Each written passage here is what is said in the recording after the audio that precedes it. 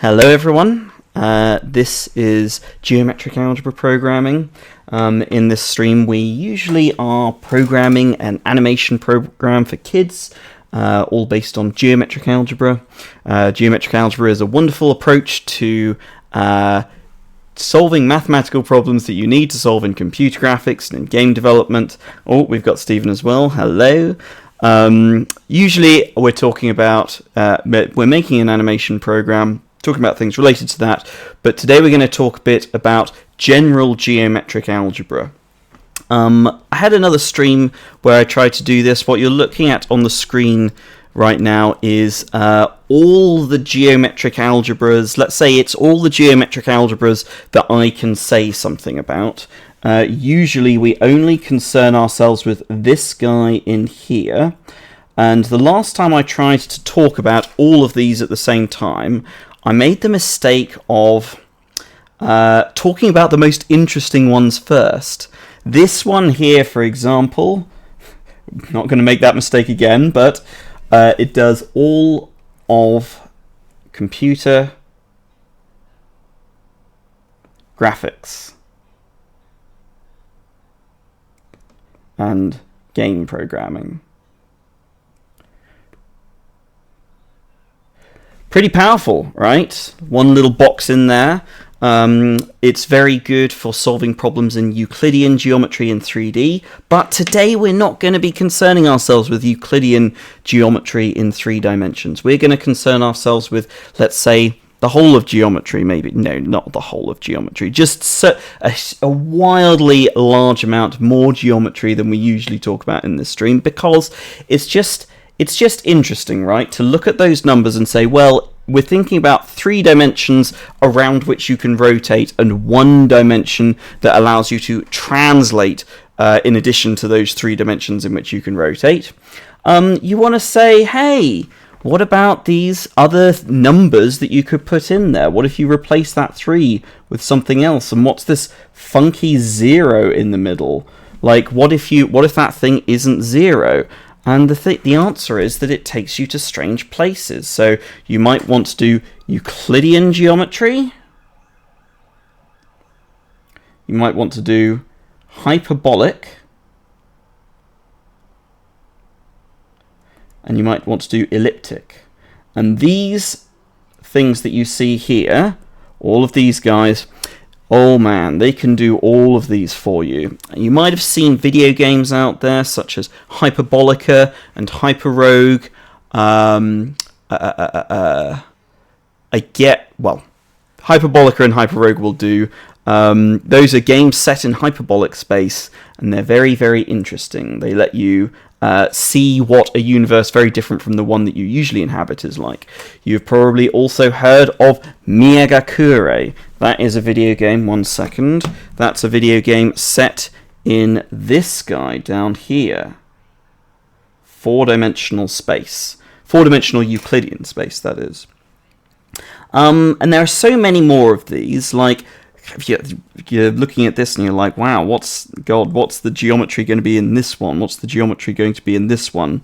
The answer is that most of these are still concerned one way or another with solving problems in 3-dimensional geometry, somewhat surprisingly. But yeah, we're going to do a whistle-stop tour of them, giving myself a hard deadline of an hour and a half. And one way that we're hopefully going to get through a lot of these, and by the way, we're calling this the periodic table of geometry, because it is actually somewhat periodic, it turns out. If you were to try to turn all of these systems into matrix representations, you'd notice certain patterns that are called Bott periodicity. So you can say that this is a kind of periodic table, and it does describe lots of different geometries. Space-time geometry is another one of these, but you might. So essentially, hyperbolic geometry and space-time geometry, they're really similar, like not quite the same. But unfortunately, we'll be able to talk about the difference there. So one idea is, but let's talk about some of the really boring ones first. Let's get some of these out of the way. So here you go. Here's one that I've been interested in lately. And it's known to be useful for solving a relatively simple problem. So here's the problem. I have 3 circles. 3 circles. And I want to find some other circles that are tangent to all of these 3 circles. So maybe this one as well. I'm not doing a very good job of... Now that looks terrible. Come on, we can do better. We started off so well. Those are acceptable looking circles. No. Well, yeah, that'll have to do. Sorry about that. Yes, if you want to find circles that are tangent to 3 circles, you can use this guy. I'm not exactly sure how you use that guy, but I know that you do use it. So that's a funny kind of thing. How about another one that you very rarely see? This guy in here, 2, 0, 2. This gets used in the geometric algebra Leeuwenberg-Marquardt. He told me how to pronounce it last week, so I feel very bad about this, but Leeuwenberg-Marquardt algorithm or something like this. The guy, Stephen used this to give a geometric algebra formulation of the Leeuwenberg-Marquardt algorithm, and it's got something to do with solving problems of... gosh, I should have looked it up. We're going to get open Wikipedia, Leeuwenberg-Marquardt, and come on. It is good for least squares problems. How about that? That's useful. Sometimes you've got to solve a least square problem. In fact, lots of problems boil down to a least squares problem. Good to have that out of the way. How about another weird one? Well, I said this guy up here. This one is good for solving problems involving conic sections. So if you've got ellipses and hyperbolas and parabolas, and you want to intersect them, you want to turn them into one another, you want to rotate them and translate them, then this algebra apparently lets you do that super well. And this one also, I don't know exactly what... I think that possibly this one is a more limited version of this one. But anyway, there you go. That lets you do conic sections. And the word for it is, for these guys, is conic conformal. GA. There's some folks in the Czech Republic who are working on that one. Developed it, I think, single-handedly. How about... Here's a cute one to mention in passing. I'm going to mention it in passing partly because I know so little about it. So this guy is apparently a theory of everything.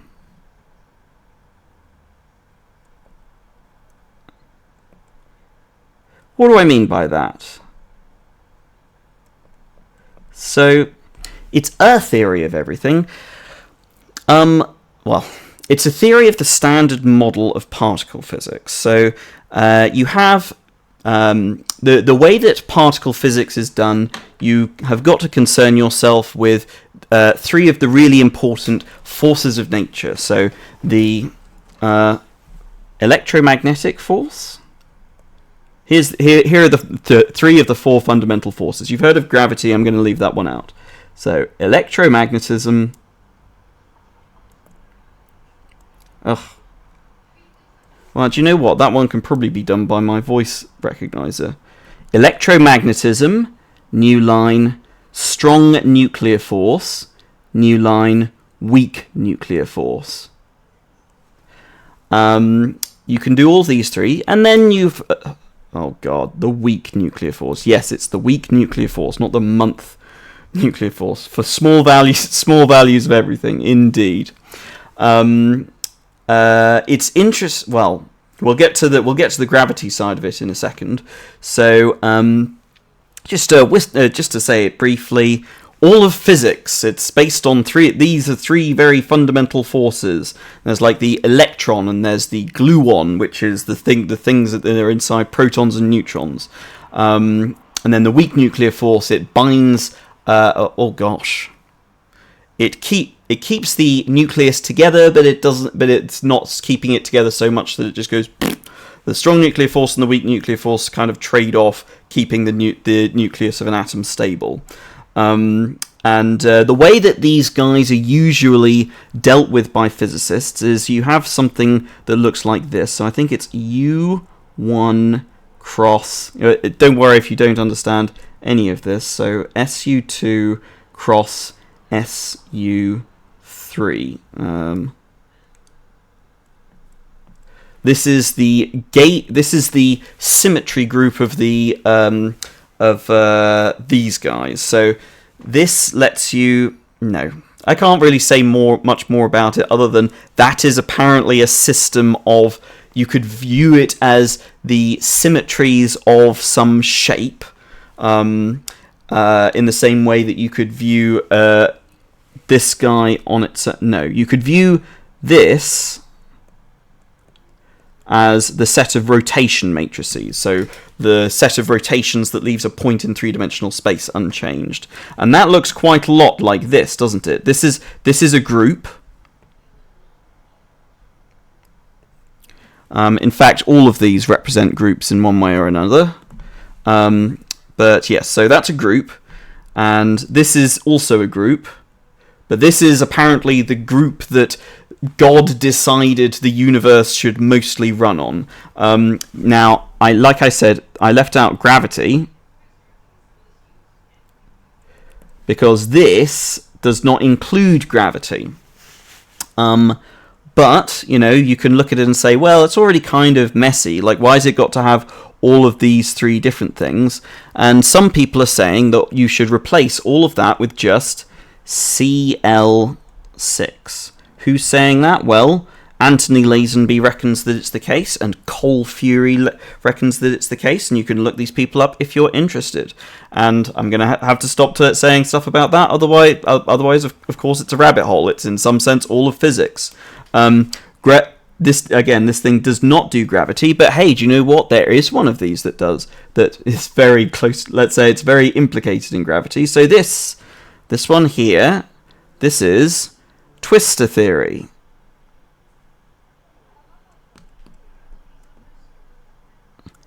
Hanging out there next to 3,2. 3,2 being the one that solves. Oh, did I get rid of all of my circles? Oh, that's a bit of a shame.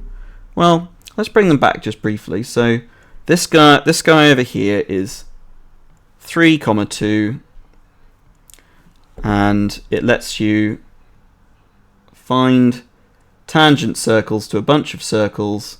This is what 3,2 does. You know what? It can even do it, yes, to any three circles. It's much easier to solve this problem in the case where the three starting circles are already tangent to each other. You can do that with a much smaller system, but in the situation where the circles are already spaced out from one another, you need 3,2. And another word for this is Lie sphere geometry. And you might that's the same Lie as in Lie group. Lie groups are these, well, for this guy is an example of a Lie group, the one that we're all familiar with, the set of rotations that preserves a point in three-dimensional space. And Lie group is, all of these have some Lie group involved in them one way or the other. All of them? I think all of them. Possibly not these guys. Maybe I'll do them next. But yeah, there it is. There's Lie sphere geometry. No, I should do Twistor theory. I mentioned that one. So Twistor theory, another word for it is conformal transformations of space-time. And myself, some people are going to start calling. We decided it only this week. We're going to start calling this STAC, or maybe CSTA, because it's conformal transformations of space-time, or it's space-time algebra conformalized. We'll get to that in a second, I guess. So Twistor theory lets you think in a very general way about space and time and do a very large number of different transformations to it. And Roger Penrose is a very important guy who got the Nobel Prize quite recently, not for Twistor theory, but for proving that black holes really ought to be a thing, let's say. And he reckons that Twistor theory is the best candidate for a way to incorporate gravity into, combine it with these guys. And maybe that's all I want to say about Twistor theory. I'll say also, I suppose, there's a diagram that you see associated with it that looks like this, and this algebra... Oh, wrong one. This algebra lets you do take care of the geometry of diagrams like this one. So you have a kind of diamond-shaped diagram, and you have, you say space-time starts here, or, well, you can put interesting things at the corners, like you can say there's a big bang here, and a big crunch here, like the end of the universe. Because why shouldn't we think about the end of the universe once in a while?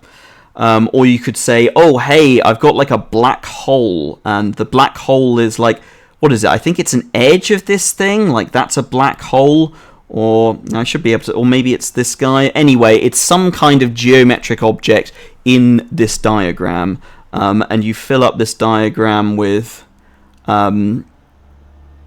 hyperbolas. Each of these is a hyperbola shape, and that's called a Penrose diagram. And Roger Penrose, he believes that it's likely that our universe is one of universes that come and go. So there's another universe that goes like this. That comes after the big crunch, because time is going upwards in this kind of diagram, and space is going this way. When I say space, this is sort of one dimension of space I'm talking about here. Twistor theory is for 3 dimensions of space and 1 dimension of time. In a second, we'll think about 2 dimensions of space, 1 dimension of time, this kind of thing. But obviously, when you're drawing pictures and just trying to get across the idea of like, well, you know, I'm not going to draw a black hole, but I do want you to think conceptually about what a black hole does to things over time. Then you use diagrams like this one, and Twistor theory lets you properly combine the mathematics of this kind of diagram with 3 dimensions of space and 1 dimension of time. All right. Oh, and conformal transformations of space-time. This is apparently some kind of what's a conformal transformation? I guess I might as well show you that now. Conformal transformations are very beautiful things, and they get. And if you think about conformal transformations of ordinary space, that's quite a useful thing in computer graphics from time to time. But it's especially useful in, for example, electromagnetism. So this is an example of a conformal transformation. I hope you folks can see it. Yep, you can see it. So this is a conformal transformation that we're seeing here. Very, very beautiful thing. Very kind of mind-blowing thing, because it's able to take an infinitely large thing and compact it into the space of a small thing. Potentially even a negative... a thing with 0 size. That's quite an impressive thing to do geometrically, and sometimes you need to think about that in the context of space-time, apparently, and being able to do that kind of transformation lets you think about this kind of area of this diagram really well. Okay, like I say, this is a whistle-stop tour. How about this guy right next to the... Since we've done this row, we might as well do this one. So this is one of the places that I've seen this thing addressed properly. I'm quite interested in it myself. It's this guy is a really mischievous little thing. There's like at least 3 different perspectives on it. To say 2 of those, some people call it the mother algebra for 2 dimensions, and it lets you think about vectors and covectors. Some people like that to view vectors and covectors in that way. If you've heard of those, if you haven't heard of those, sorry, I don't have the ability to explain them right now. It's been discovered. So there's this guy, this very cool guy, W.M.F. McGee. I'm probably, it might be switched around the F and the M. But he's found some interesting things in this relating to complex eigenvalues of matrices, which I don't really understand myself. But yeah, he finds it fairly specific to this algebra. But the thing that I wanted to bring up about this algebra is that, so along this row it's relatively small. One funny thing about it is that there's a guy called Greg Egan, and he wrote an interesting novel called Dichronauts.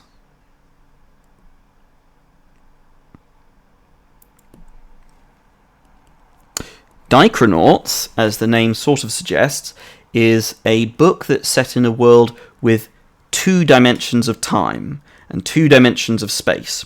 You can kind of view, certainly now that we've got a lot of the random, I'm going to say the random algebras out of the way, you can view this kind of table as being like, as we go this way along the table, you're adding spatial dimensions. Or at least that's one thing that going along this side of the table can do, add spatial dimensions. And if you go up the table, you're adding time dimensions.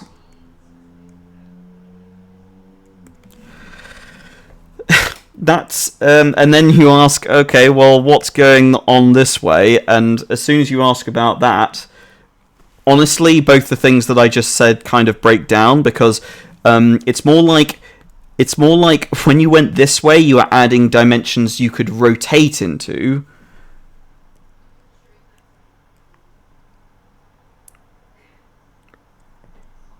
Rotatey dimensions. If you go up this way, yeah, you're still adding time dimensions, and then this one you're adding movie dimensions.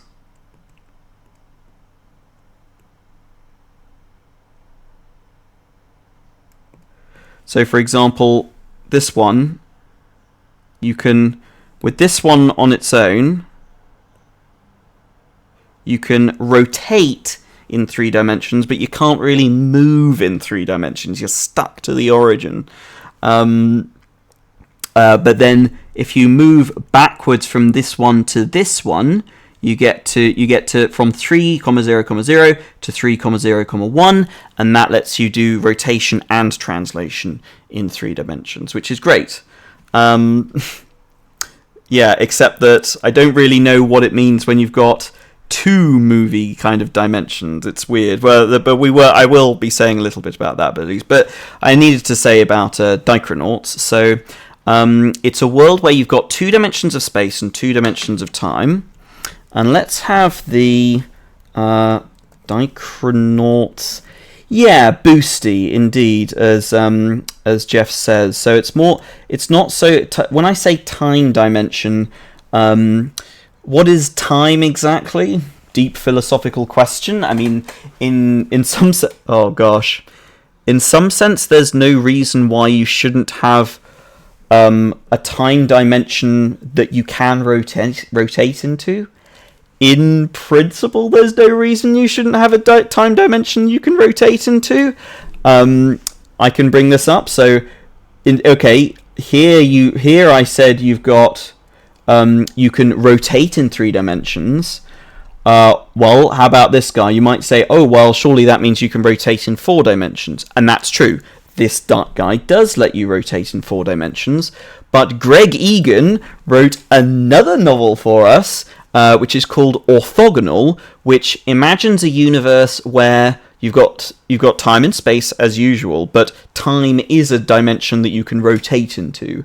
You can rotate into it in the ordinary sense. So time travel is very much possible. In fact, there's weird things going on to sort of stop yourself from doing time travel. Let's have a great thing about Greg Egan is that he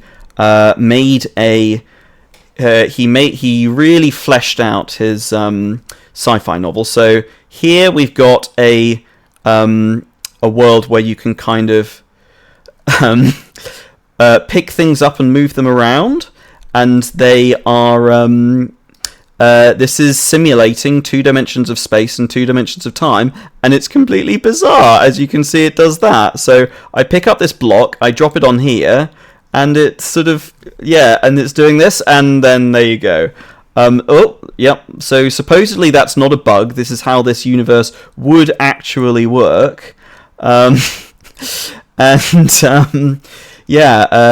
are, in his book, there are organisms, there are characters, and they have to, they've got to worry about this thing that I still don't fully understand, but I think the idea is that if you and your friend, that you're talking to one another, you're doing things together, you are moving together through the same time dimension.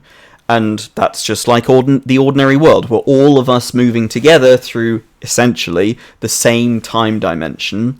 But in this universe, it's much easier to kind of accidentally end up moving through like a different time direction, because time has like 2 directions. There are 2 directions that are considered to be time in the ordinary sense. So it's almost as if you spend your whole life on the edge of a cliff or something like that, and you've got to keep yourself walking along the edge exactly, because you could accidentally go like this, and you might end up going on in a time direction and never be seen, that everybody else is not going on, and then you'd never be seen again. So yes, that's the world of 2 spatial dimensions and 2 time dimensions. I might be butchering that, but 2 space dimensions, 2 time. It is very, fascinating that in order to, one thing that you can say about all of these algebras generally is that if you're at, say, this algebra, if you look at any of the smaller algebras, so you take a step in this direction, or you take a step in this direction, so you go from 4, 1, 0 to 3, 1, 0, you will be looking at an algebra that is fully contained inside of the algebra you started with. So this guy is fully contained inside of this guy, all right? Which means that, supposing that, I don't really understand the relationship that mainstream physics has with twistor theory. I know that some of the greatest physicists in the world are interested in it, Roger Penrose and Ed Witten, for example. But, if it turns out that twistor theory is fundamental to how the universe works, it's bizarre that, there's this thing going on with 2 time dimensions. The idea of 2 time dimensions and 2 space dimensions is a system that's fully contained inside of the system that does actually operate and gives our universe the properties that it has. All right, very academic there, but metaphysical, right? Kind of crazy. All right, moving on, because we've got to move on. What are the other weird ones? Yeah, okay, so I guess I'll say something about these guys, let's say. So I haven't actually drawn that many of them, but one thing to say about this whole table that we've got here is that I've got lots of gaps. So I don't have a cube here that's this one would be 1, 0, 0. But that cube is there. It's just that there's nothing particularly interesting about it. Nothing that I'm super interested to say. There are people who think that it is interesting. But yeah, so there's lots of ones that I'm leaving out here. The reason that I'm focusing on the ones that I've got in this picture and leaving out so many of them is because all of the ones that I've got here have names. As in, somebody has written something about it that I have read. There's loads of these that that I have never heard about, and but I've been in this field for a couple of years. I've no doubt that in the next few years I'll encounter one of the ones that I've not included here, and I'll say, oh, do you know what? That's a really interesting one. Maybe even the most interesting one I haven't included here, but yes, I'm just going through a subset that lets me say a lot of the interesting things, and that I can get done in a reasonable time frame. So 1, 0, 2. Do I want to do that? Yeah. Okay, so 1, 0, 2. We'll use this as like a stand-in for a second. I'll sort of generalize it in a second. So what this guy does is dolly zooms in. If you've never heard of dolly zooms, don't worry. I will say what that is. So dolly zooms are a dolly zoom is something like this. Here we go. How's that looking for you guys? Yeah, that's not too bad. So these are all dolly zooms. There's a compilation of dolly zooms from various different movies. You might have seen Fellowship of the Ring there, Jaws, Vertigo.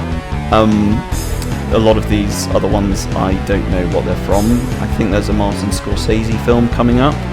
That's Le Havre. This is Goodfellas. Yeah, okay, so lots of movies have done this.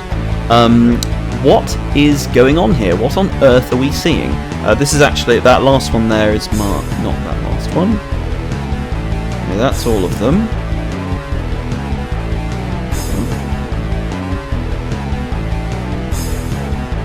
Yeah, that there, they're just playing it in reverse. So I really like this one, which is a dolly zoom that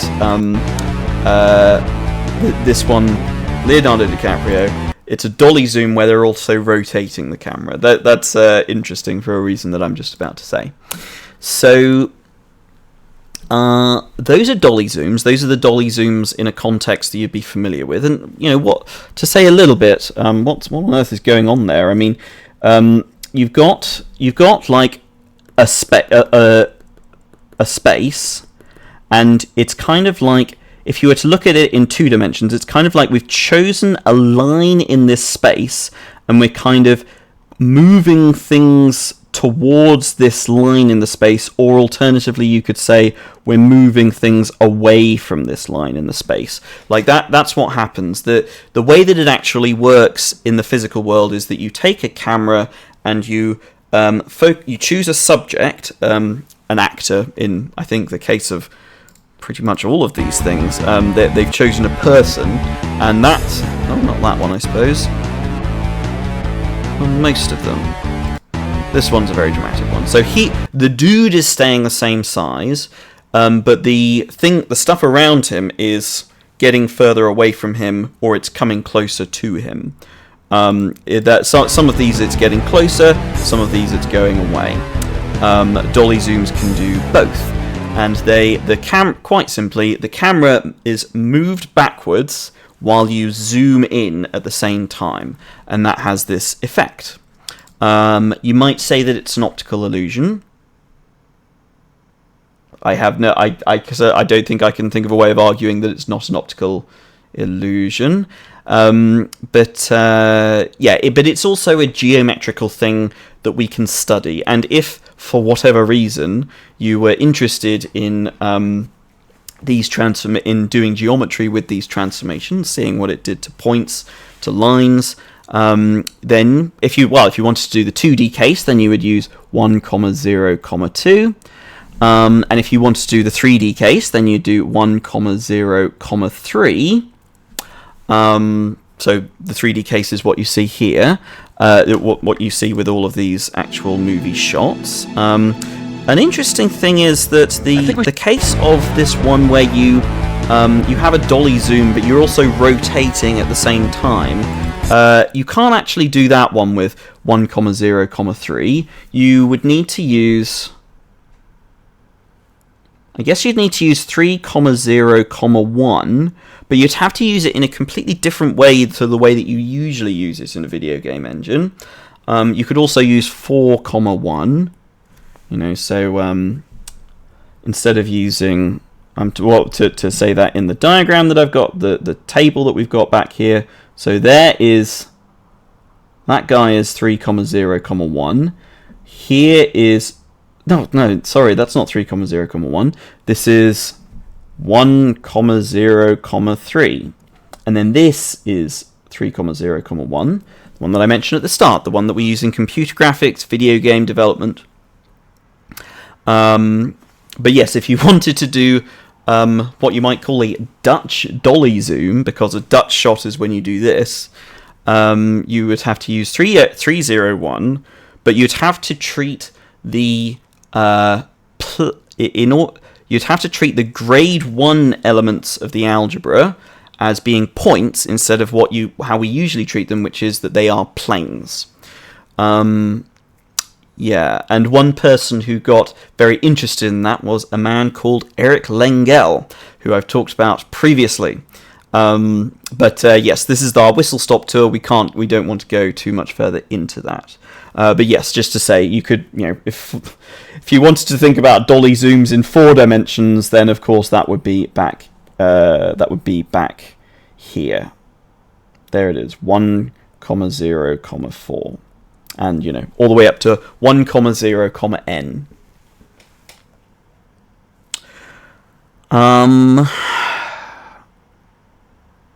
Yeah, I guess a good place to...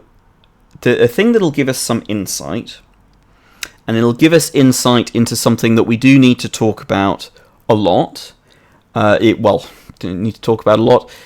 That will be useful in terms of thinking about navigating this whole table if you wanted to navigate this table. I mean, to be clear, most people don't navigate this table. Most people, they choose one of these algebras, and that's pretty much enough to fill up your entire career, to be honest with you. That is a thing that I really respect. I think about Roger Penrose, for example. He devoted 20 years, 30 years to thinking about Twistor theory, which is just this guy.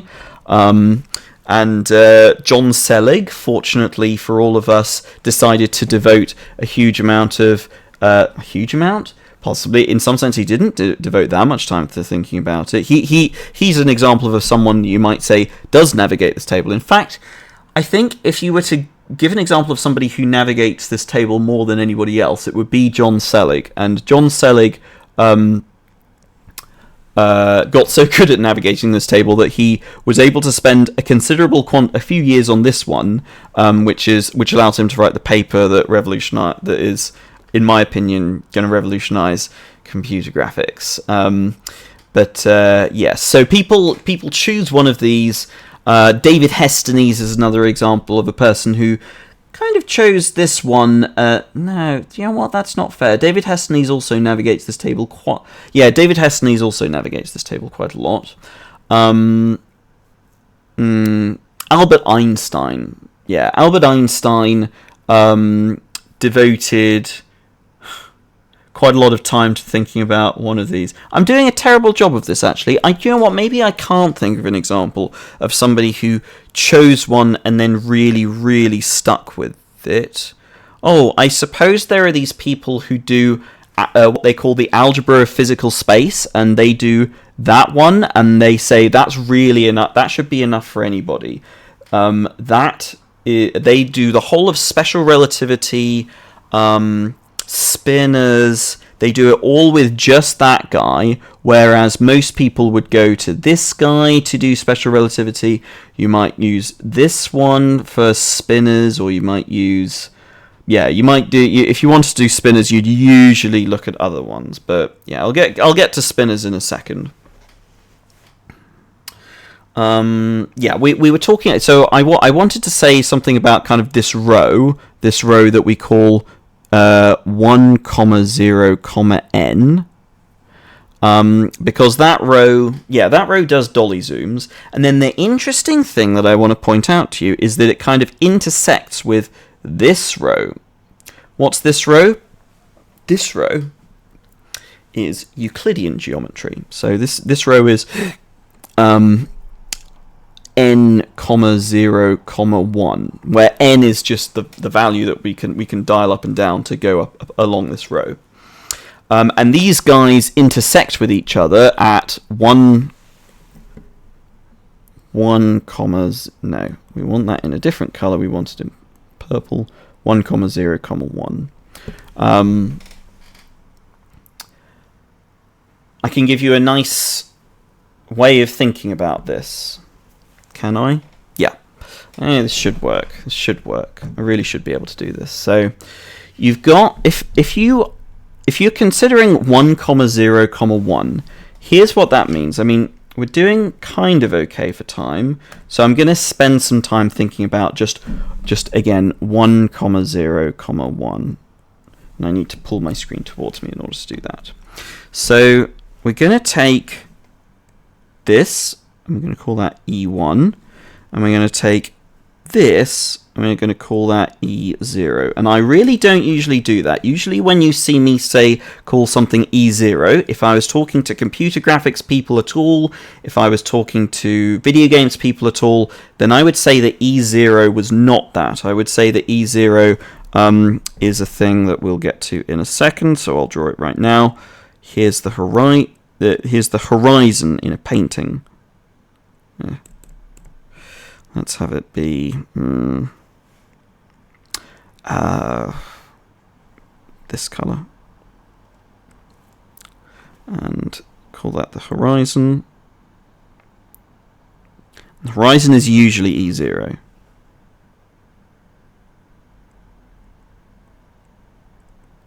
But the thing is that when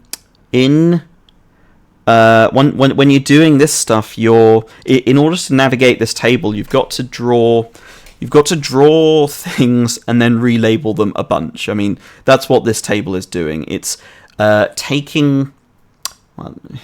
Yeah, okay. I'm making a philosophical kind of assumption here, but it's an acceptable assumption to make.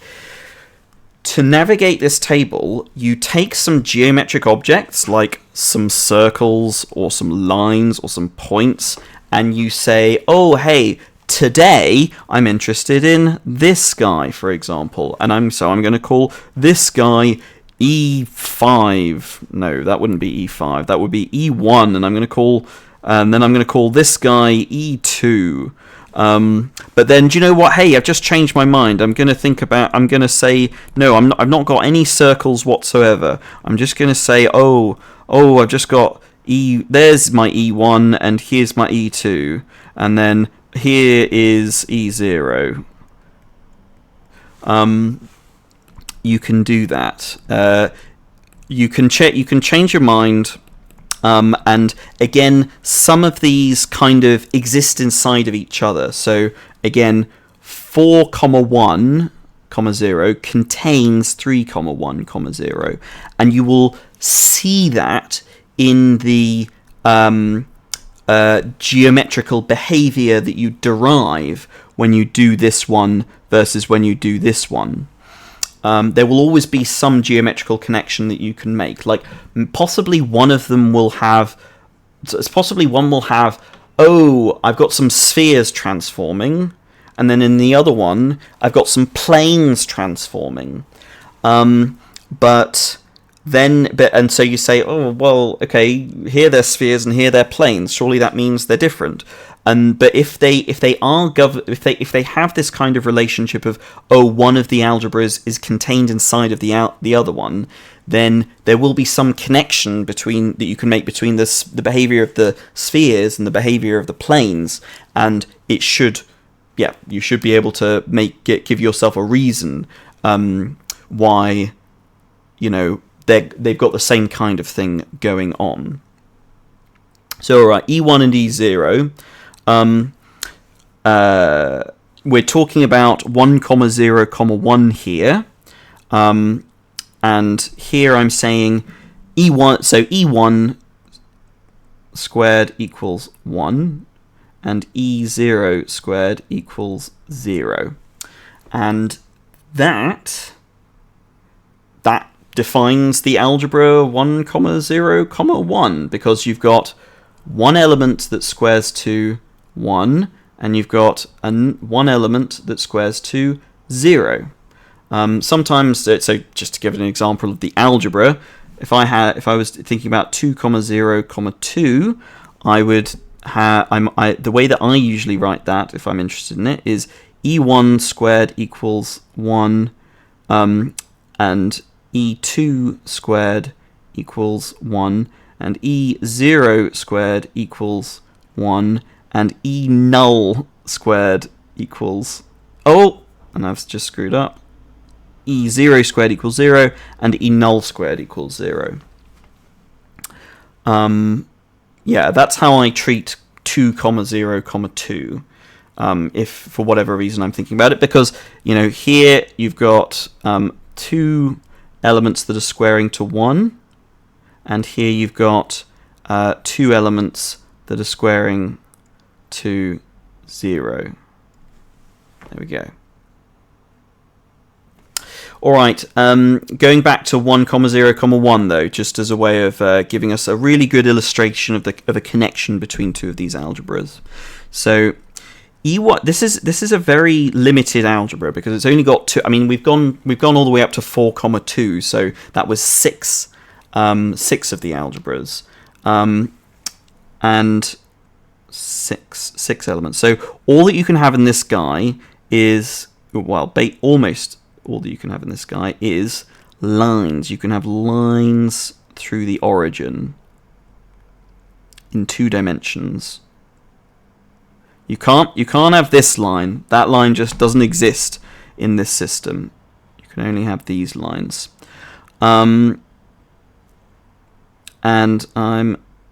Oh, no, we don't want that. We want this. I'm going to draw a bunch of these guys, and I've got a very good reason for drawing them. So the way that for no particular reason, apparently, I'm going to stop there with the way that I'm drawing these. Don't worry, this does have a point.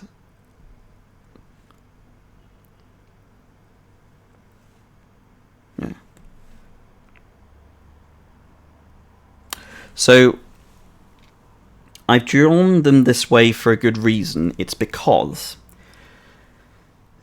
when you have one of these algebras, you're creating not just the points and the lines, but you're creating relationships between them, transformations that take them to one another. So there's one other. So this guy here, for example, this might be E1 plus E0 because it's halfway in between the two of them, approximately halfway. Apologies. And there's one other element that you can have, which is this thing in here. So this thing is E01. All right. And if you were to look at the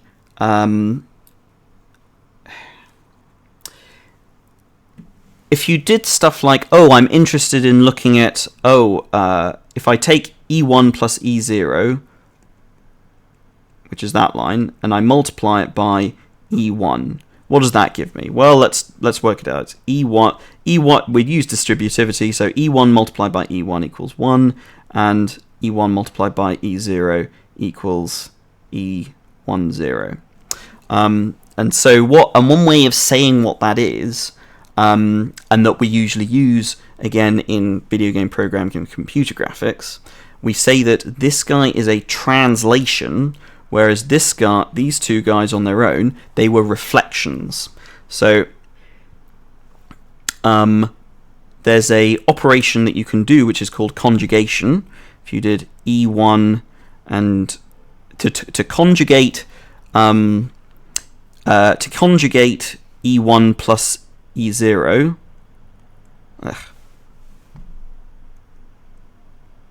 Using E1 looks like this. Tend to use that symbol.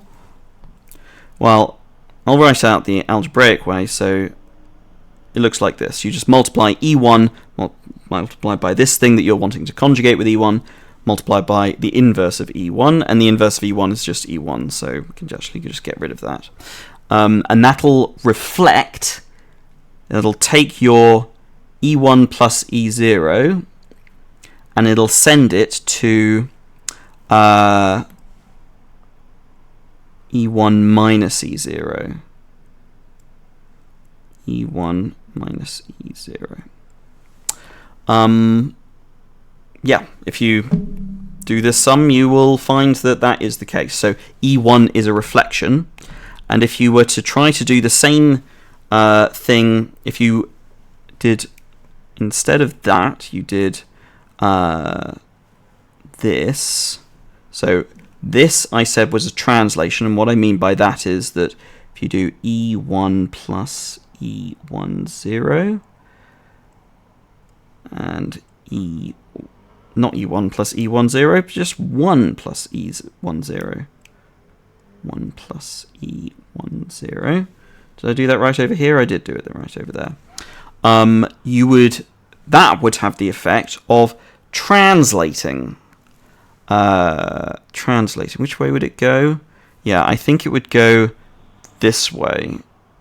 No, I don't want to have that in orange. I want to have that in red. So in this little algebra, you can reflect a thing. We've reflected it past this guy, and you can translate a thing. You can reflect a thing, and you can translate a thing.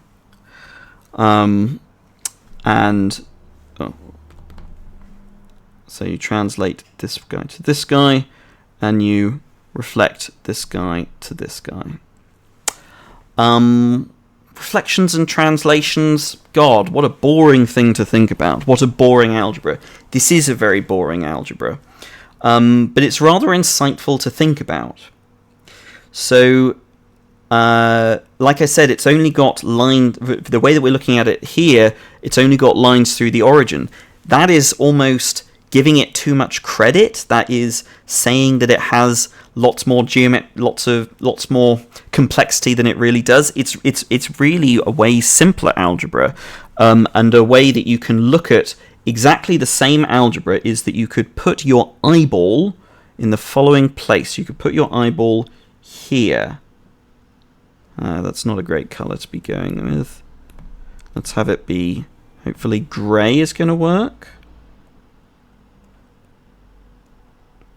Alright, I'm going to colour in this eye, and that will hopefully allow you to see it. Have it, no, not black. Well, that'll have to do. This is an eye that we've got here. And what would that eye see? What would this eye that's kind of looking up?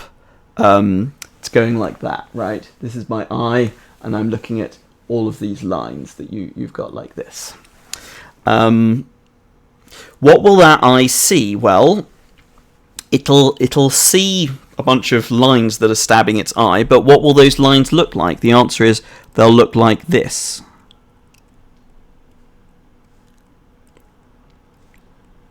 And some of them I've drawn in different colors. So for example, it'll see this thing and it'll say, and that's this line here, and it'll say, so it'll see that point as being E1.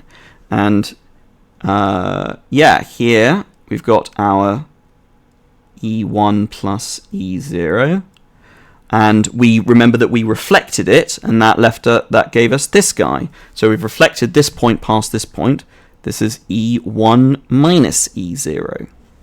And we also translated it. We translated it to get this guy. This is E1 plus 2E0. If you figure out what this is, it'll be that. So that was a translation, and this was a reflection. You can reflect and you can translate in one dimension in this algebra. That's a very, very simple, boring bit of geometry. But it's a very useful building block that lets us see what's going on with all of the rest of these guys. And now let me show you something which may not seem like much, but it's very, very important. I use it a huge amount. So we could, if we wanted to, sort of turn this eye. Instead of looking up, it could look this way. All right? So the eye could be like this. And we could color it in this way. Now we've got this blue eye. And what would that eye see? I put to you that eye, well, first of all, it would see an orange point at the center because our E0 there is orange. It would see an orange point at the center, and then it would see sort of dotted lines that were kind of approaching, but not reaching. Now, do you know what? Let's have...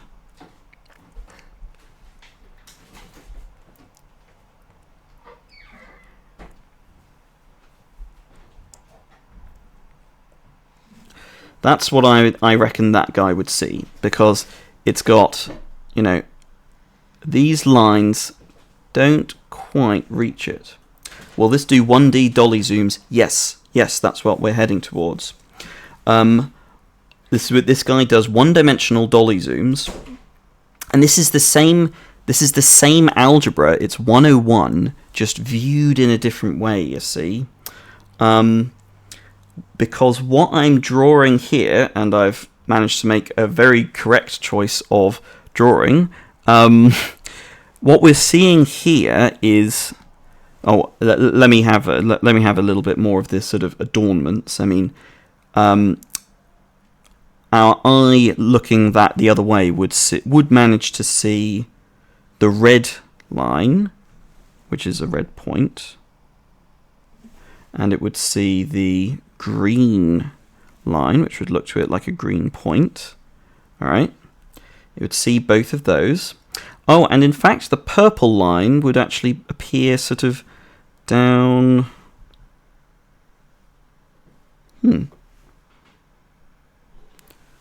I've never thought about a reflection this way.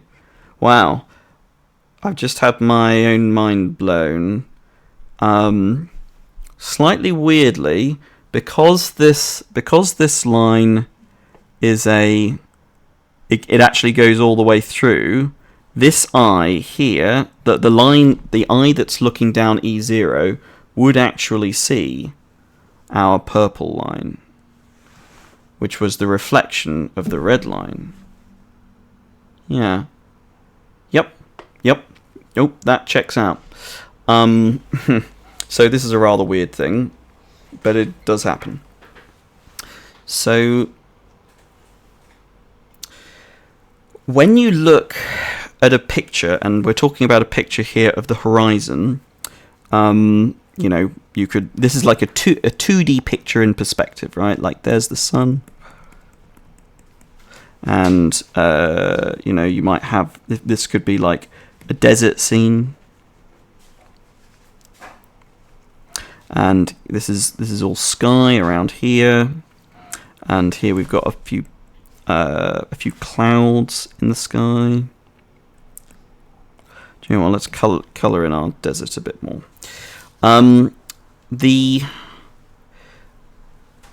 This is a perspective drawing. It's not a very good perspective drawing, but I'm claiming that it's a perspective drawing. Nope, don't want that. And the way that the horizon works from the point of view of a person is quite cool. What is the nature of the horizon? Well, if you saw like a little dog walking towards... No, doesn't look like a dog. Let's say you saw a snake that was like slithering towards the horizon. It's trying to get to the horizon, you see. It could approach it. It could become, it could become this snake here, right? You could get that snake going far enough, it would become that snake, but it would never quite reach the horizon. Talking about snakes this way is a pretty bad example of a thing to be talking about. But nevertheless, it's a shame. I've tried to draw this as like a desert sand. So obvious, and that's a correct color for it. But I remember that I said that this thing, the horizon line itself, this line here, was E0. Let's try and tell ourselves that that's still E0.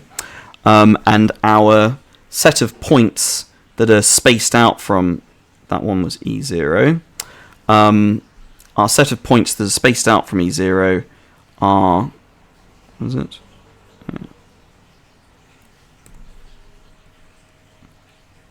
Those are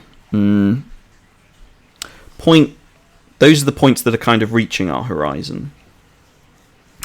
If you imagine yourself as a person, you're standing in the middle, you're standing in the desert. Here's the desert sand, and here's you. And you have your little eyes.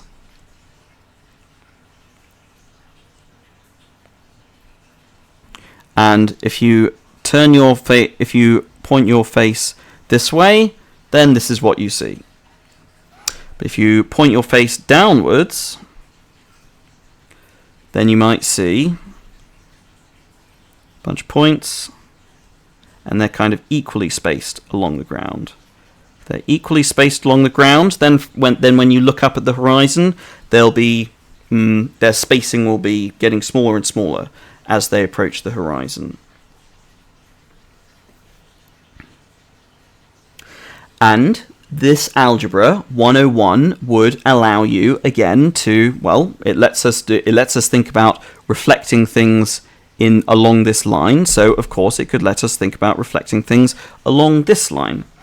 And reflecting things along this line of points down here is the same thing as reflecting lines along this point down here, this line down here, because that's the horizon line. No big deal. Because the horizon line is fixed, whenever things perform a movement of any kind that you see in the physical world, it can be a lot like a dolly zoom, right? You can have it's like you fixed in a dolly zoom, you fix a camera plane. You decide, oh, there's my person, and things are gonna change around them, but they are gonna stay in place. The horizon line is like the dolly zoom plane for reality, I guess. Sorry, kind of weird. But yeah, and that shows the horizon stays where it is when you think about ordinary geometry of one-dimensional space like this, where the points are equally spaced and all you're doing is reflecting things and translating things, and nothing's getting closer together or further away. It's just things moving like that, or like that, I guess, if you're talking about a reflection.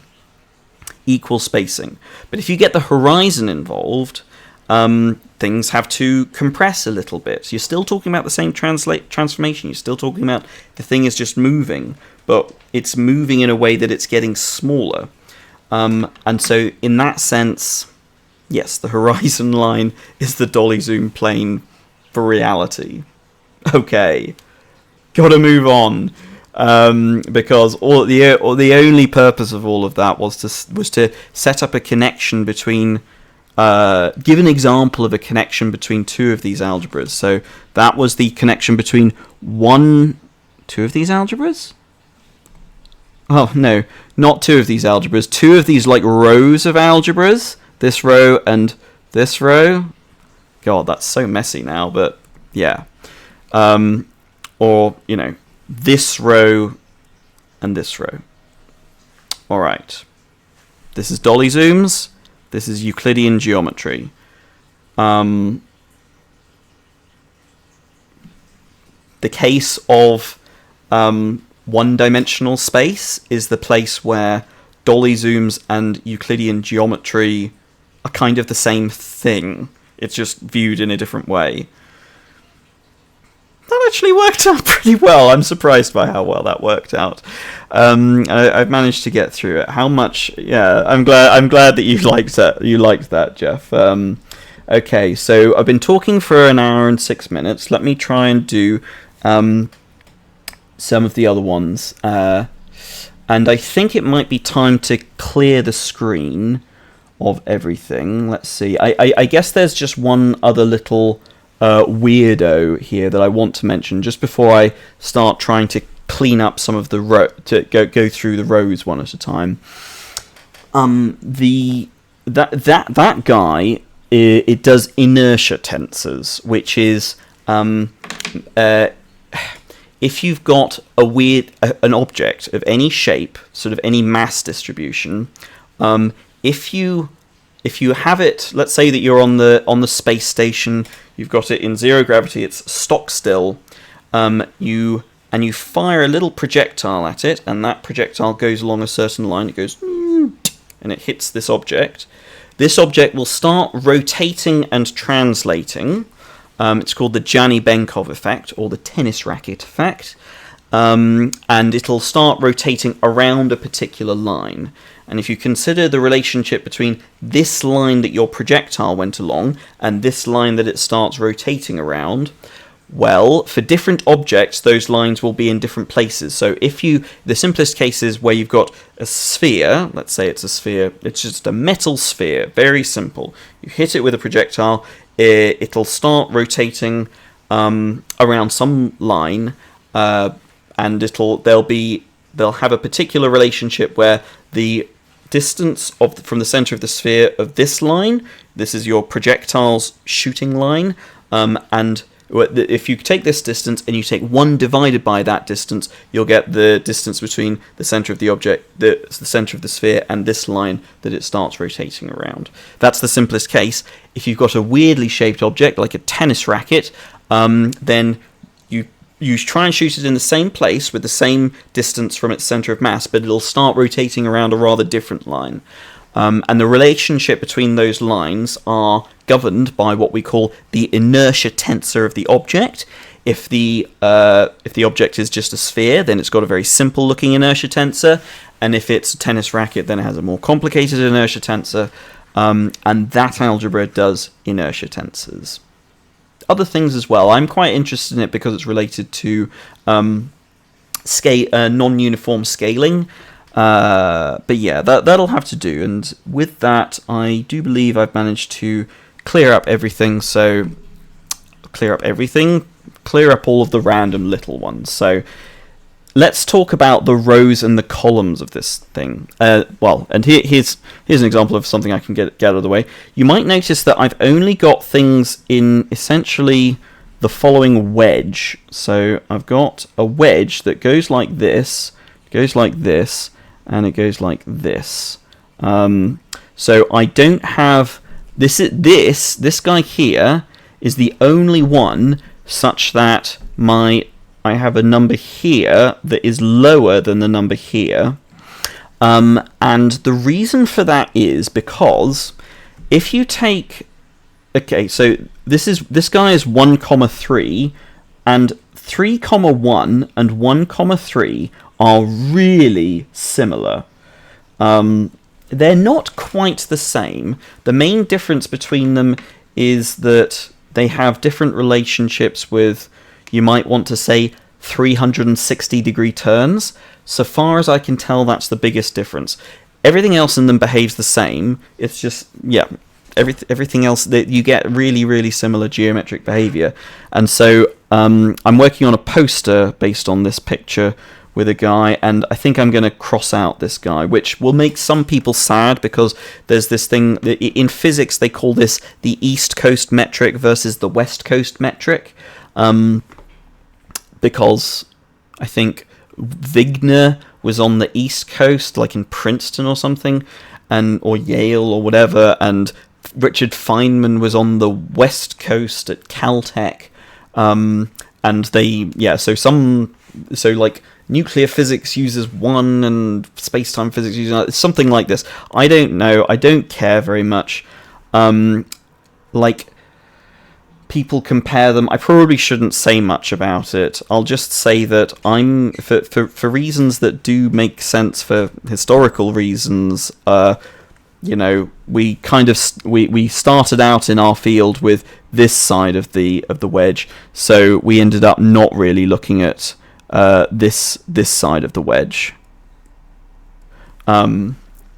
Not really looking at it. Well, we noted that it was really similar to the side of the wedge that we were using, and that's all I have to say about it. To be honest with you, I'm more interested in the intra wedge things than I am in inter wedge things. So,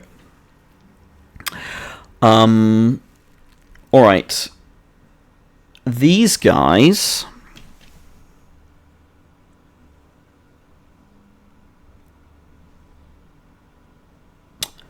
You could say many things about this one in particular, and people do say many things about that one, but these guys do elliptic geometry in n dimensions. I was about to say let's say any number of dimensions, because it'll confuse you if I say the particular n number of dimensions.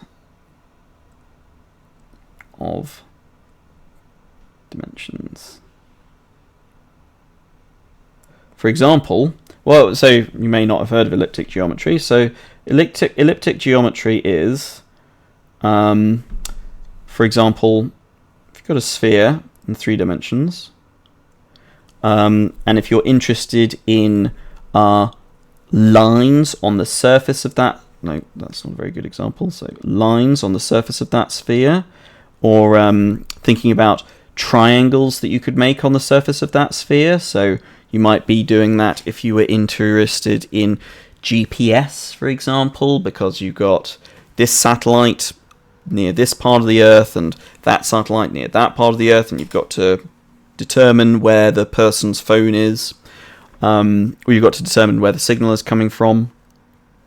So that's 2D elliptic geometry. Why is it 2D? It's 2D because the surface of a sphere is a 2-dimensional place, let's say. And you could also think about a 1-dimensional sphere, that is a circle. If you wanted to think about just things rotating around this circle in ordinary ways, then yeah, you could look at that. The funny thing is that the circle is done by, looks as though I kind of crossed out that circle here. All I wanted to do was say that you might think about lines in this that cross at the circle, and you can think about rotating around here,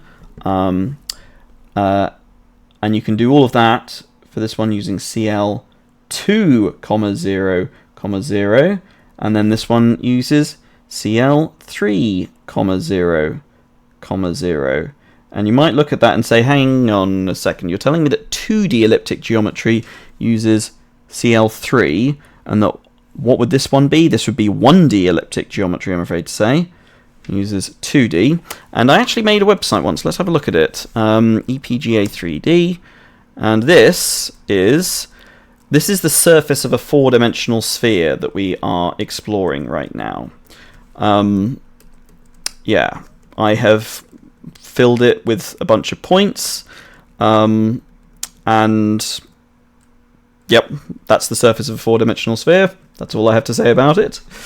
Let me draw a picture of what that to give us an indication of it, just for our sort of like landmark. You had a bunch of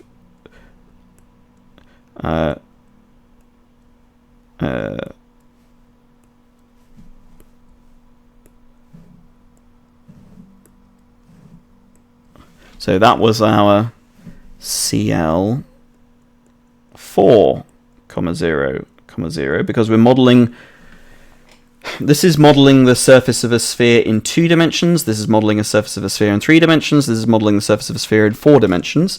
We still call this one 2D elliptic geometry because the surface of the sphere is 2D. And, you know, a triangle on the surface of the sphere, you can't really think about things outside of the surface of the sphere with this thing, with this algebra.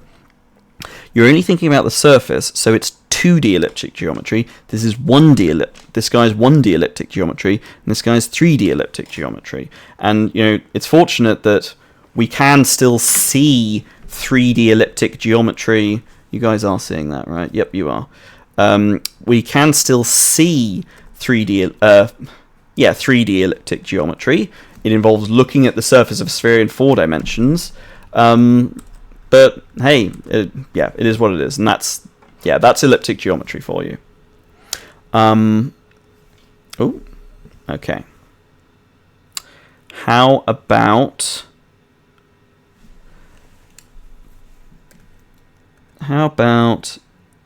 we go up 1 dimension to this bunch along here? So these are. So let's have that line. And you might notice that one was the theory of the Cole-Fury, Anthony Lazenby theory of everything, and apparent theory of the standard model of particle physics, and it's also 5-dimensional elliptic geometry. Why is it 5-dimensional elliptic geometry? Well, I guess I don't know. If it turns out that they're right, then that is a question that I'd really like to know the answer to, but for the time being, we don't. The jury is out on whether that is a good approach to the standard model. Cole is C-O-H-L, by the way. Cole. Oh. Cole. Cole-Fury. You can find stuff from her on YouTube. How about these guys? These guys are hyperbolic geometry. Let's have it. There's our elliptic geometry. How about hyperbolic?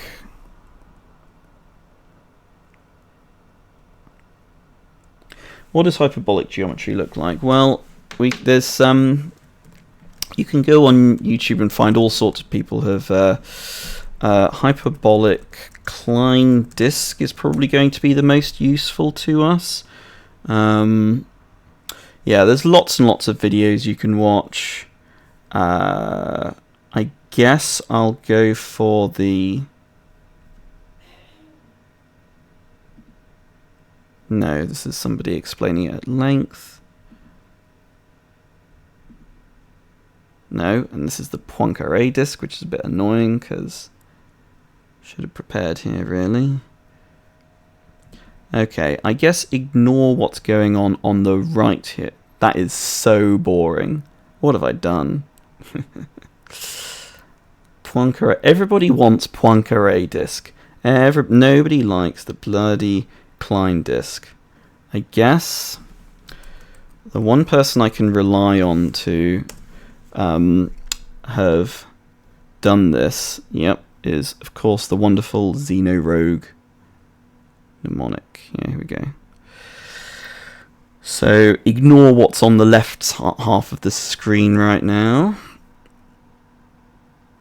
if there's anything there at all anyway. Okay, so we're ignoring what's on the left. What you're seeing here is, first of all, let's notice that it's a pattern that's made out of heptagons. So this is 1, 2, 3, 4, 5, 6, 7 sided shapes and 6-sided shapes. 1, 2, 3, 4, 5, 6. You've got heptagon surrounded by hexagons. Here's a heptagon surrounded by more hexagons. Blah blah blah. In an ordinary soccer ball, you get a heptagon, a pentagon surrounded by hexagons. And if you look at a honeycomb pattern, that is a hexagon surrounded by hexagons. In hyperbolic space, hyperbolic geometry, you can think about heptagons surrounded by hexagons making a pattern.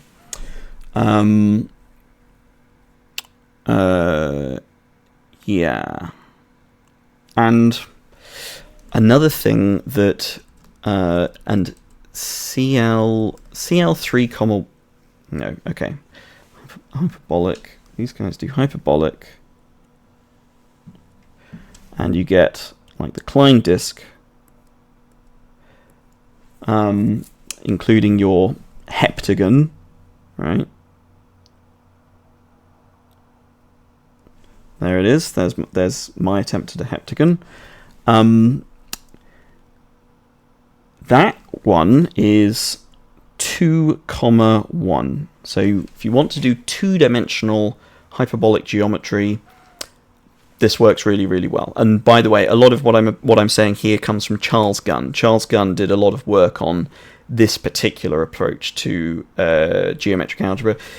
A little bit of terminology clarification. There's this term projective geometric algebra. Projective geometric algebra usually refers just to Euclidean projective geometric algebra, which we'll get to in a second. But it was Charles Gunn who said, hey, you've got hyperbolic, you've got elliptic, you've got Euclidean. You can look at all of these through the lens of projective geometric algebra. So really, projective geometric algebra is neutral about whether or not you're Euclidean. But basically, when people say projective geometric algebra, it pretty much means Euclidean, because it's the most common use case anyway.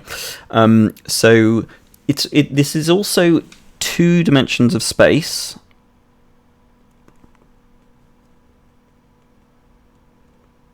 Space, 1 dimension of time. And, I can't give a explanation of special relativity here, but if you wanted to do special relativity with 2 dimensions of space, 1 dimension of time here, 1 dimension of time, then you could do that. So, but just to say it, no, I can't really, given in the time I have remaining, I can't do that. But yeah, there it is. If you wanted to think about, okay, so quantum, no, Hamish / quantum, nope, that's not working. That's a shame. How about we go to Hamish Todd quantum, and here is a video I made a little while ago about the kinds of transformation that you can do in 3-dimensional hyperbolic space. At that time, I was interested in applying it to, and this is not loading for some reason. At that time, I was interested in applying it to quantum mechanics, but it didn't really work out for me. There is still something there, as I found out, but it's not that interesting. So here is an example of the kind of transformation that you can do in three-dimensional hyperbolic geometry. Three-dimensional hyperbolic geometry. There's 2D. Two dimensions. The thing is that hyperbolic geometry and special relativity are wound up with each other. So for me, talking about the two of them is kind of the same. So here's kind of my attempt at a sphere sitting in 3 dimensions, and you've got planes that kind of cut that sphere in circles, and this lets you do 3 dims space, 1 of time,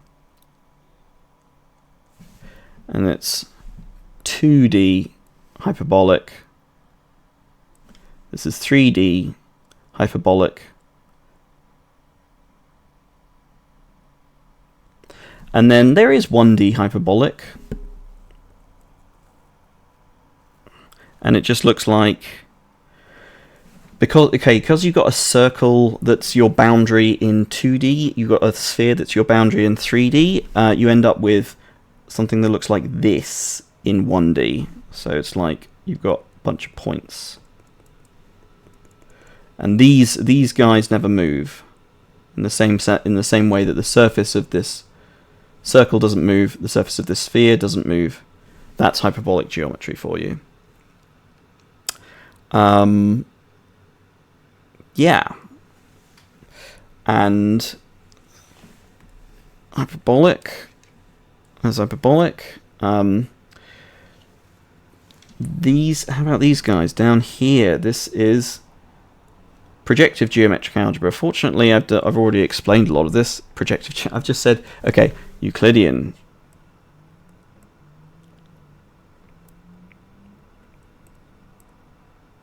Geometry. And I mean, the thing is that this guy is most of geometry. So let me say the signatures over here. So this is 2, 1, 0. This guy is 3, 1, 0. This guy is 1, 1, 0. And obviously you could go up to 4, 1, 0, infinity, 1, 0, and that would be infinite dimensional hyperbolic geometry. Nothing stopping you from doing that, but I don't care about it. So 2D Euclidean geometry is stuff like, oh, hey, I've got lines and I've got points and I've got rotations and I've got translations. So if you're making a 2D game, then you use 2, 0, 1. If you want to make a 3D game, then use 3, 0, 1. If you want to make a 1D game, which nobody does, but you could use 1, 0, 1. I've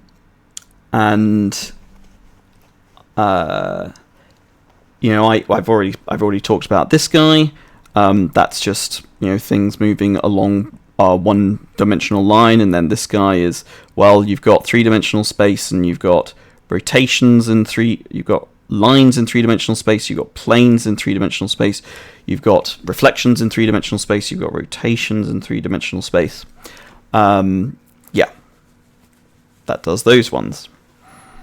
How about these guys? Now, these guys are very interesting. This is a open research topic. So what these guys do is space-time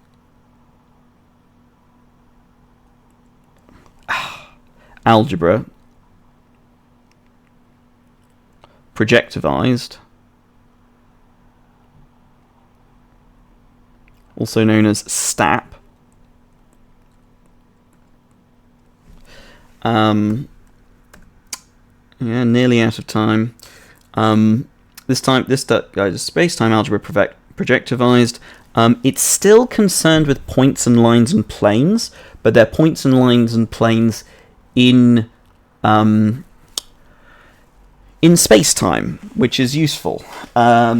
So this guy apparently lets you unify.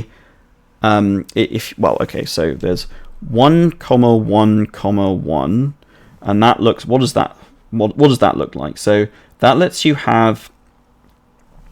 Here's a picture of two-dimensional picture, and you can have light cone. That's sort of a light cone. Here's another light cone. Here's another light cone. What's a light cone? A light cone is a structure in space-time. So it could be any number of dimensions of space, but one dimension of time, that is preserved no matter how you accelerate. So the major discovery was that it turns out that space and time, they're relative. One man's space can be another man's time. Which is to say, if you are looking at something and you're at rest, and then you speed up and you look at that same thing, that thing can change shape, and its sense of time can change as well. So if it's a clock, then from your point of view, the clock can speed up or slow down, depending on how fast you've decided to go.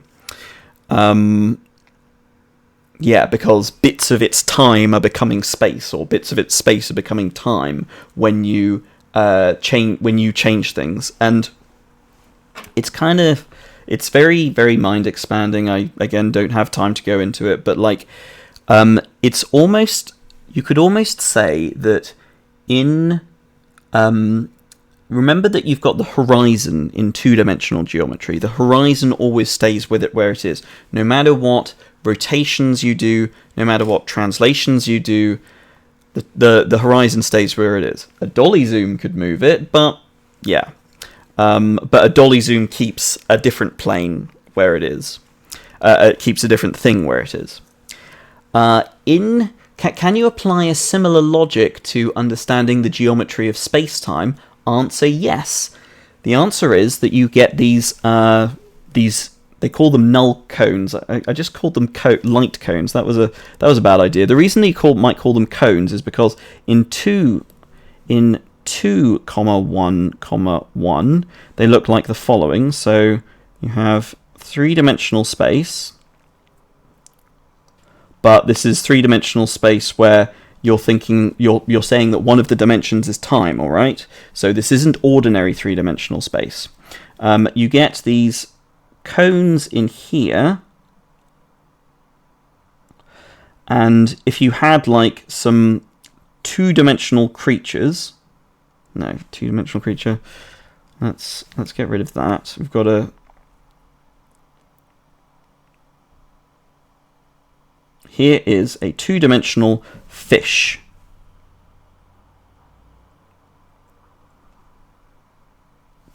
That fish if you want to understand what's going on with that fish's experience of the world, you really need to think about the cone that that's sort of attached, a cone that you could attach to it at the point in space-time where it is.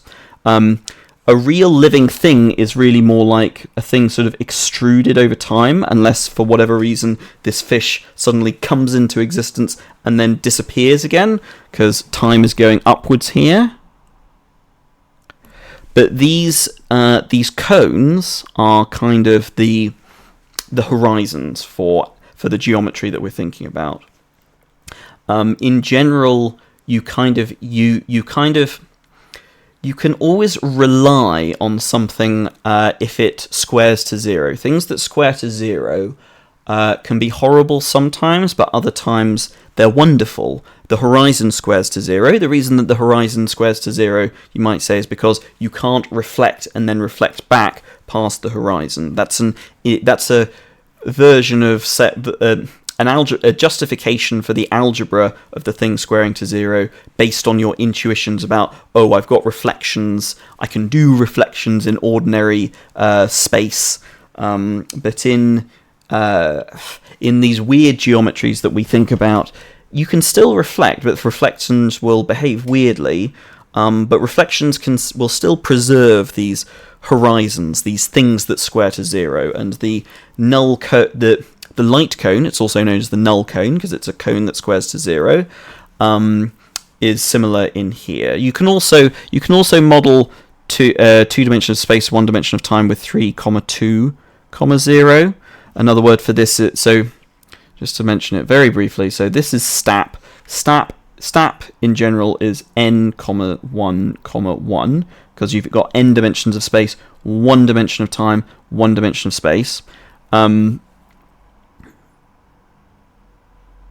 there's also stack, or yeah, I did mention this briefly before, stack or stat, CSTA, which is conformal transformations of space-time, and that lets you do the same thing, because these transformations that you can do in this space are a subset of these transformations. But okay, so when I say transformations you can do, that fish can rotate itself. It can also accelerate, which will cause things in space-time from its point of view to change where they are, in the same way that an ordinary rotation changes where things are. So if you've got some, line,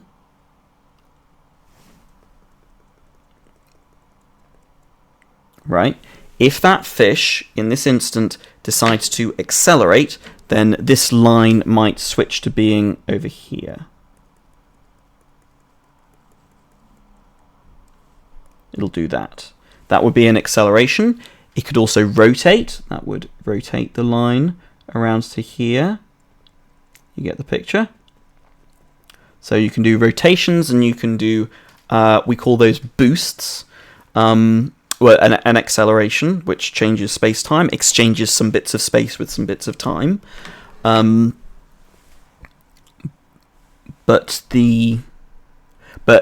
another thing that you can do in this space that you can't do using this algebra, so you can do it with 2, 1, 1, but you can't do it with 2, 1, 0, is you could say to the fish, hey, imagine being this other fish over here. Imagine being this other fish over here. Oh god, terrible picture of a fish. And another eye. And the fish can say, oh, you mean move over to there? And you say, no, don't move over to there. Because you'll have to accelerate and then decelerate. But just put yourself in the shoes of the person over there. Sympathize with them. Wonder about what things look like from their point of view. Like this thing over here, which is from your point of view, it's like over there, but from this fish's point of view, it's over here. So, you kind of sympathize with somebody. You put yourself where they are. You look at things from their point of view. That is a translation. It's an instantaneous motion. It doesn't require you to accelerate or decelerate, which would cause a boost. Moving something that you do want to think about, sometimes in your maths, also known as a change of reference frame, and yeah, you want an algebra that encompasses that. And that's what 2, 1, 1 can do for you, but 2, 1, 0 cannot do for you, unless you kind of hack it in somehow. But that's very inadvisable. And you wouldn't really say that 2, 1 is doing it in that situation. You'd say that your hacking is doing it. Okay, so we've managed to do these guys. That's good. Gosh, I guess that only leaves it to say,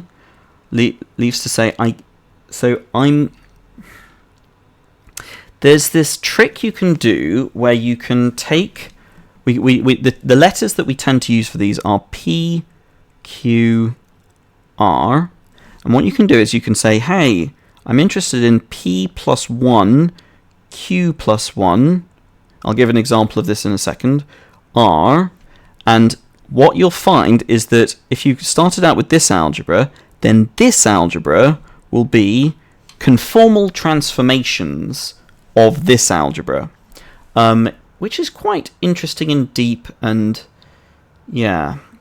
I say conformal transformations, so the canonical example is if you were interested in 2, 0, 0, and 2, 0, 0, all it can do is, these things, which are like lines through the origin in 2 dimensions, and it can rotate those lines around the origin.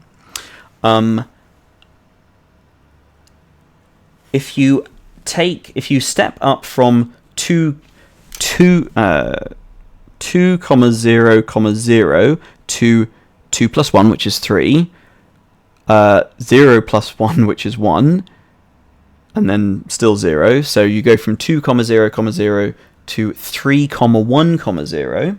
So you do this. You go up to there. You've got a larger thing, and what it can do for you is conformal transformations. And we started out with this guy, and then we might be interested in, hey, I want to do not just I don't want to be just limited to the origin. I want to translate myself over to here, and that is translation is a conformal transformation, so it does that. So 3, 1, 0, and you might notice that 3, 1, 0, I already told you that it did space-time for you, already told you that it did hyperbolic geometry for you. Now I'm telling you that it does conformal transformations of 2-dimensional space for you. All of these things are true. This algebra, this 3, 1, it just turns up so often in things that you do care about. Like, there's no... we happen to live in a certain universe, and that makes some of these more interesting than others, and makes some of them pop up again and again. But they're all God's children. No, they're all Clifford's children. Don't know where I was going with that. Okay, so you can take conformal transformations of the 3-dimensional world as well. You can take conformal transformations of space-time. So if you had 1 dimension of space and 1 dimension of time, you could go up to here. If you had 2 dimensions of space and 1 dimension of time, you could go up to here. If you had 3 dimensions of space and 1 dimension of time, which is what the world has, you could go up to here. And those would give you conformal transformations of those various spaces. And let's look at our nice conformal transformation again. Where was it? Yeah, this guy.